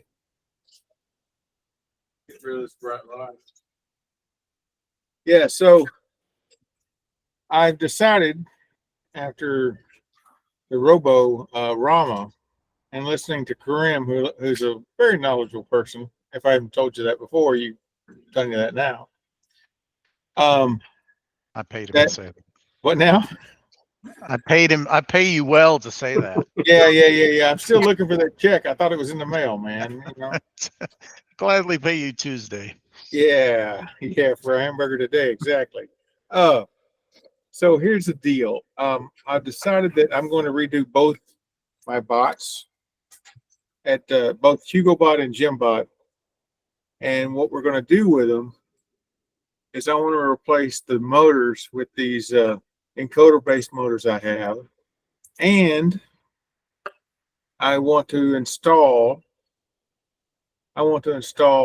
hubs, and I'm going to drive them with belts and that kind of thing. So I started looking around, and I am, as I just do casually background looking, I'm looking at all this stuff. There seems to be like a billion different factors and billion different options, and my high eye, not worrying about the detail with too much brain, checks out real fast. So knowing that's how I am, I'm asking, do anybody in this brain trust we have here have any go-to places to find that stuff out? You know, how do I get I'm going to guess that I'm going to be using a GT2 belt of some sort, and I'm going to need a drive gear on my motor and a drive gear on the thing. How do I go about determining how far I need to have those things away from each other so I can eventually redo some of the undercarriages and put those on there? Does anybody have any thing where I could find some guidance? Or do I just get up and start doing the thing and do it till it works, which is what I was going to do. But since I have all this knowledge here, I figured I would ask before I dove off into the deep end, so to speak. Yeah, I'd say for the bigger platforms, you probably don't want to use a GT2 because it's not going to be able to transmit as much power as some of the coarser tooth belts. I just got a lot of 3D printers, so I'm used to using GT2 to do that, even though I would probably have to get a different belt because of, I just know anyway, sorry I interrupted you there, Greg. Oh, anyway, so they've got I don't know if you call it a sizing tool. I guess that's maybe a good name for it, but it talks about like for a certain size belt or for a certain distance spacing between two sprockets with so many teeth on them, what size belt do I need? So that can determine, if I have, smaller sprocket and a larger sprocket, how far apart can I, or how close can I get them without them hitting? Because you don't want that, and still have a belt that's, kind of a standard size or a certain number of teeth that will kind of support that distance. So that's that's a pretty good tool if you're using their stuff. I shared the STP. Where would the sizing tool be?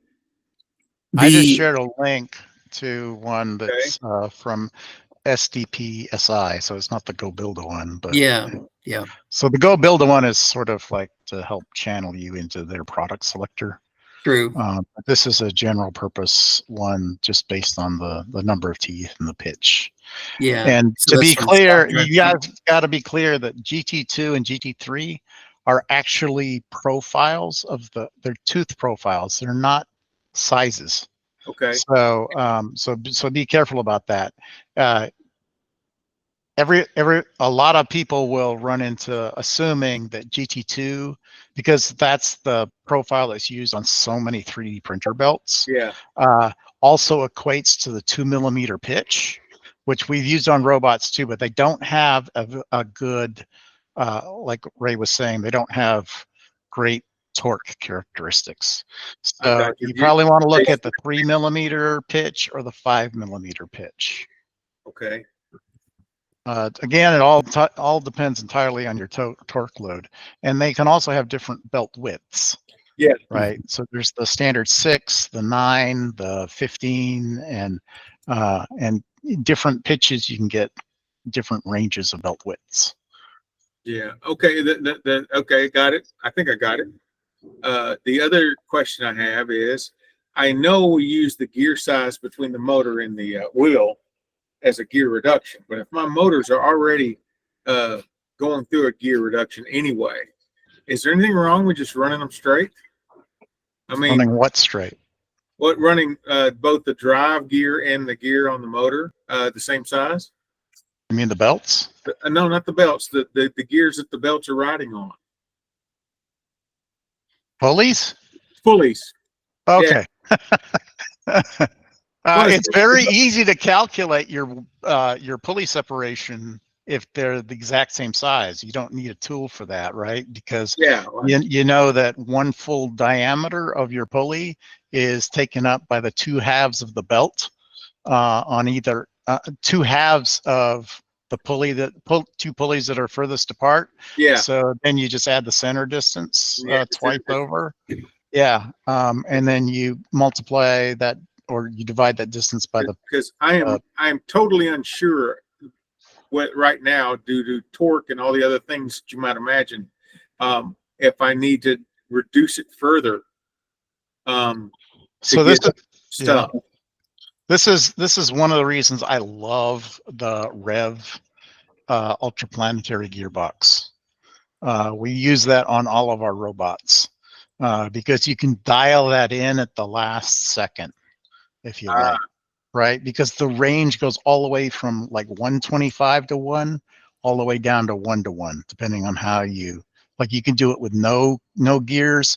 Each you have up to 3 stages. There's a 3, a 4, and a 5, and you can combine them and in different ways so that you can really control the speed coming out of the motor before it even gets to your transmission. Okay. Right. And so it gives you a lot of flexibility. If you made a mistake early on, then you can sort of fix it in the gearbox as opposed to messing with your belts setup. Yeah. And when we go to attach these things, I gotta figure that out too, because I want them to be a little bit adjustable, right? So that I can adjust the tension on the belts. Is this kind of like on the printers? I'm looking for about an E-string of tension when I'm doing this. When I'm driving these motors, is it the same level of tension, or is it when I say E-string? If you play guitar, it makes the E string, so you can listen and hear whether or not you got your belts about the way they should be, right? Or I guess printer by ear, I guess is what you do. But is there any guidance on that about how tight I should make those? And also looking for examples of people that have already maybe built this thing so that I can get some what I call go-bys. Is there any of those just laying out there that might shed me some light to limit my possibilities? Because what happens is I'm not ADHD, but I probably should be. I get all these possibilities going on. I jump around, squirrel all of them, and don't get anything done. And not that that's kind of the fun is to squirrel around, but at some point I kind of do need to do something. I kind of do need to do something. So you're welcome to swing by here sometime, and we can show you. I can show you like 5 different robots with different kinds of belt drives on them, if that's helpful. The answer about tension is it depends, unfortunately, right? And it depends on your application. It depends on what kind of constraints you have. Like we have some that are on multi-stage linear slide arms, where it has to actually have some ability to give because there's slight changes in total length of the belt. So we've got ways to tension them with elastics or springs, and then there's ways to but if you're talking about just between a drive motor and say a wheel pulley, right? Again, if you have any kind of suspension in there, it gets more complicated than if it's a fully rigid system. And so you have to be able to figure out how to sort of incorporate that. I- But the main thing I can say is that you got to have ways to adjust the tension, because even the belts will Yeah, they lengthen over time. will and stretch. stretch a little bit over time. It's less than you think, but it's enough to make a difference. Yeah. And you will develop a feel for what it needs to be, because it's very distinctive when they start slipping. So I'm going to need to do at least some tension on the wheels that hit the ground. Some suspension of wheels at the ground, because right now, the motors I'm using, the reason they actually did anything at all and any kind of reasonable thing is because I have my built-in suspension, which is just slop in all the connectors, and really unpredictable on that, But it was a suspension, So I'm trying to do a better job on both of these robots, and one of them just the Gymbot's just straight up wheels, and that's probably going to be fairly straightforward. And the other one is the Hugo bot, which didn't really run, but one of the reasons it didn't run is because one of the things I just couldn't control the thing and have enough juice to do stuff, and with any kind of reliable way. And the other thing is I didn't know what the hell I was doing when I was coding up the running stuff, but I want to work on that between now and then.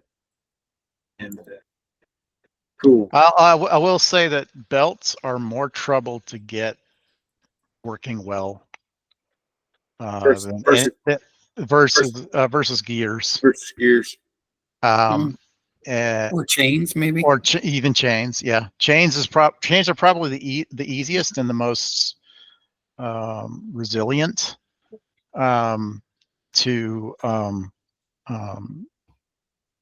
because of the size of the teeth.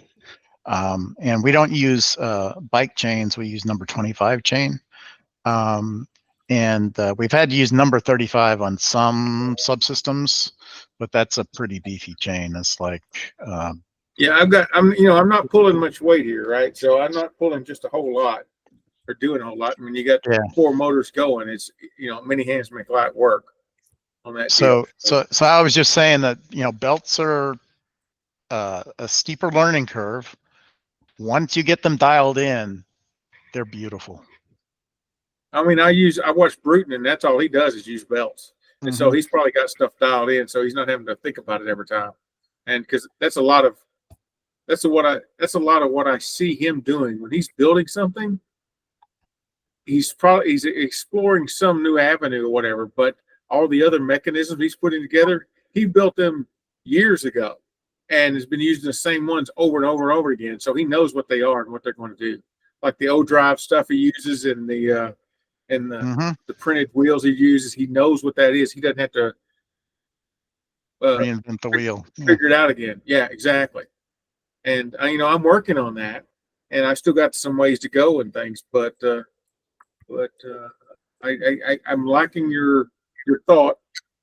So about putting all of every wheel on a supported drive shaft and not necessarily hard mounting it, but making it where it's fully supported and doesn't have any wobble, and then attach another drive motor somehow. In this case, I'm thinking the belts are speaking to me, but I don't really know. I mean, with the littlest weight I'm actually pushing and pulling, I'm thinking I could do most of these with 3D printed pulleys, but because I'm not doing tons and tons of weight on the thing. I just need better motors where I can control it. So on the 3D printed pulleys, we do a lot of that as well. I tend to advise my team to steer away from that, because especially at the finer tooths, the inaccuracies in 3D printing, even if you have a pretty good 3D printer, they're not going to match what you could get even out of a plastic injection molded pulley, or an aluminum pulley. The injection molded pulleys are so cheap. You can get them from Rev, you can get them from GoBuilda, you can get them from Vex. And if you just figure out how to attach that to your whatever systems that your, whatever your wheels are, that kind of stuff. I would recommend going with those every time instead of a 3D printed pulley until you get into the at least 3 millimeter pitch, and probably 5 millimeter pitch is better, because you're just going to get the fineness of those edges makes a huge difference in keeping traction when your tension is getting a little bit low. Got it. Okay, that at least limits a lot of my choices. Yeah. Kareem, do you have recommendations on the shafting? Is it the hex shaft are much better in your experience than like a D shaft? I love the Go Build a what do they call it? Is it Rex? Rex, yeah, the Rex Yeah. system. Yeah. Yeah. Because it's basically got slightly rounded corners on the shafts, so that it's compatible with both round circular bearings and yet still has a good amount of torque. I love their 8 Right. millimeter stuff. It is so sturdy. Mhm. It is beautiful. We can't always use it. I would also definitely say that if you're ever doing belts, do everything you can to support the shaft that's of the pulley on both sides, and not just Mhm. have it open. Yeah, or overhanging. Yeah. Yeah. Yeah. That goes a long way. Can't always do it on the motors, Mhm. and it certainly makes it more difficult to like change belts out and things like that. But it's usually worth it if you're like trying to develop a competition robot that's really robust. Then that's a good way to go. Mm. God, what's the place in Carrollton? That's Rev. Rev, yeah. Rev has a 5 millimeter though, right? It's not 8. They do. Yeah, it's a little bit more flexible. It works for the smaller robots. Mhm. We do use it a lot, but I almost never actually use their shafts. So one of the neat things about the ultraplanetary system is that there is a mountable face. So the output stage on the motor gearbox has a really big bearing in it. It's a good high quality bearing, and it has a mounting pattern for 3 millimeter bolts. There's only 5 of them, but they're actually arranged in a hex, and that's to allow a set screw on the side. But we almost never, and it accepts their 5 millimeter shaft through the center that you can secure in with that pinion with the set screw. But we never use that. What we do is we mount the pulleys directly onto the face of that gearbox, and that is yeah, and that is perfectly concentric and super strong. It is way better than relying on the shaft. And then the other thing that we do is you can also use that pattern. So Go Builda produces a Rex 8 millimeter Rex Rev adapter. Mhm. So it's got the mounting pattern of it's basically a 8 millimeter Rex shaft with a flange on it that's got the mounting pattern to bolt it directly to a Rev ultraplanetary gearbox, and that is a super solid combination. Mhm. Best of both worlds. We also use, when we use Go Build a channel, we also use they also have adapter. They got a lot of Rev adapters. So they've got an adapter that converts their U channel or C channel to the motor mounts to work with the Rev style motors. Okay. So we also use the Rev motors exclusively when we're using the Go Build 90-degree miter gearboxes. Yeah.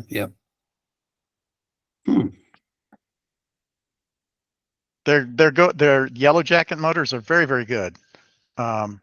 Wait, is that AnyMark or is that Go Builda? I think it's Go Builda. No, I think it's Go Builda. Yeah. Those are very good motors, but they come in many fewer choices of gear ratio. And we've gotten totally spoiled by having these ultraplanetaries, because we can just find the right gear ratio. Like right now, where the team is working on a mono swerve, single wheel swerve robot, and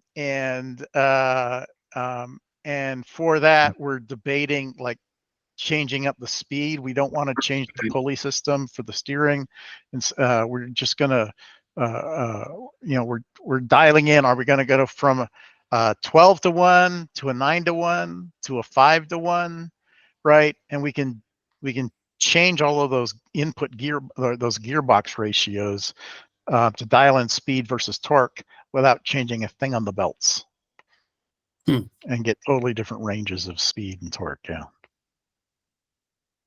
So it's a unicycle, pretty much.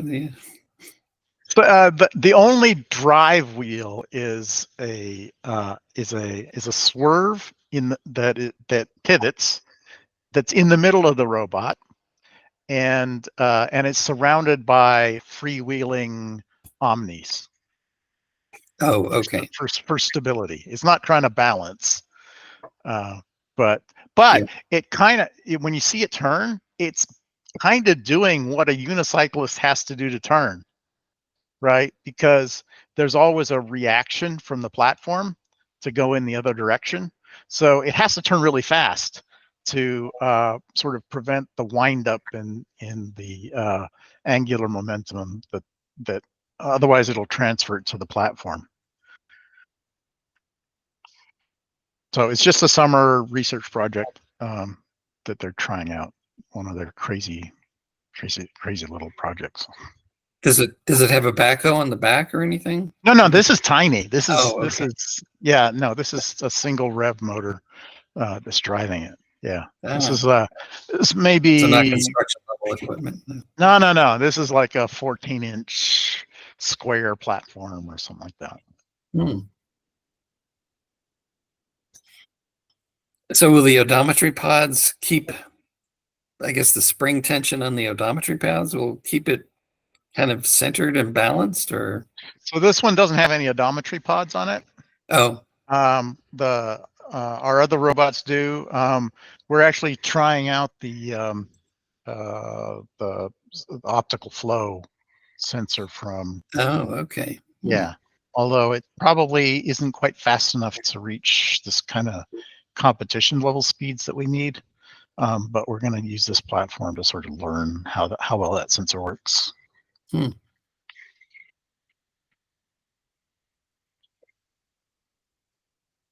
Hopefully they'll be able to demo it at a RBNV coming to that'd be cool to see. Yeah. Oh, it just occurred to me. Do we need to talk about what we're doing on Moon Day? Yeah, we probably do. It's coming up, isn't it? Did somebody confirm it for DPRG? I never heard. Yeah, so then we do need to talk about it, don't we? I thought didn't Paul and a group go and set up Robbie and get him ready to go? That's the last I heard. Yeah, that's the last I heard too.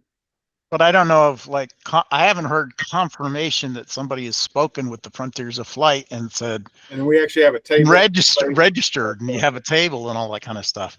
Come to think of it, we haven't heard back yet. Like, we submitted it, we got an acknowledgement, but we haven't heard back yet. They typically don't do the final planning until the last couple of weeks, but we're less than a month away now.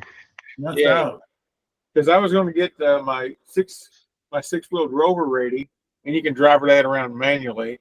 I've got an R2D2 unit I built with actually the wife built at Galaxy's Edge in Disney World to drive that around, right? So we have little robots running around.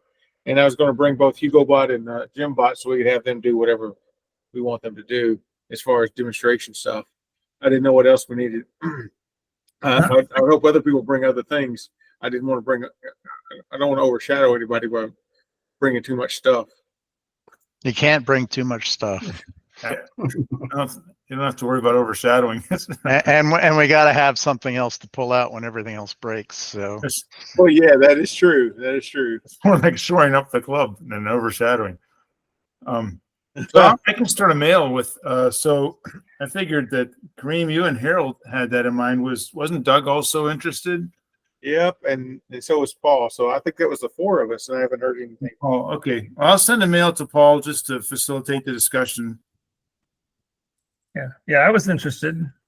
Oh, that was Mike. Okay. Right, I'll Mike. just start an email thread. Mike 123. Got it.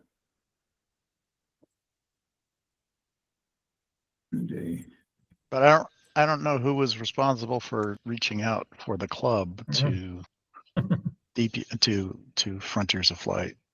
I'll ping plug Paul just because he's as the president and he was going to be there as the VP. I'm not available, so this time, I'll just ask. When is Moon Day? It's either 20th, I the think. 20th or 21st. 20th. Yeah, July 20th, if I remember correctly. Should be the 20th, yeah. Will Paul be back? He said he was going to be back. Okay.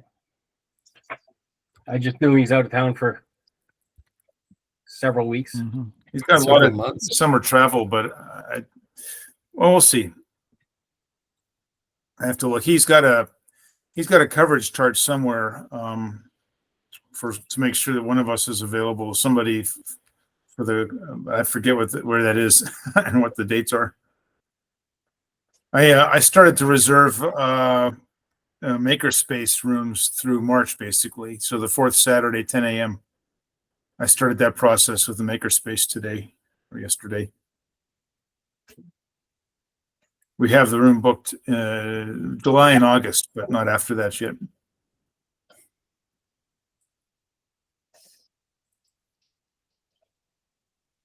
Yeah, I We have think presenters for July and August. I forget. You have to ask Paul. I thought there was a list. I thought Paul had a list last week or the week before. Yeah, I know he has a gap. I think I remember hearing that maybe July he was thinking of just a gathering and a trade, like A swap meet? a swap meet. I'm not sure what's planned beyond that.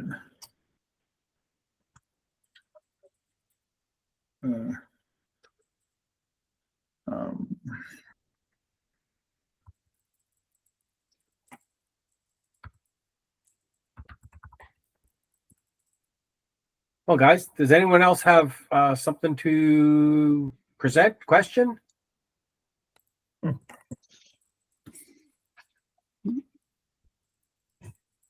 Okay, well, shall we call it a meeting then? Very good. Pat, thank you very much for thank you. hosting. We really appreciate that. Not a Thank problem. I'm available. Like if I'm not busy doing something else, I'm available to help out.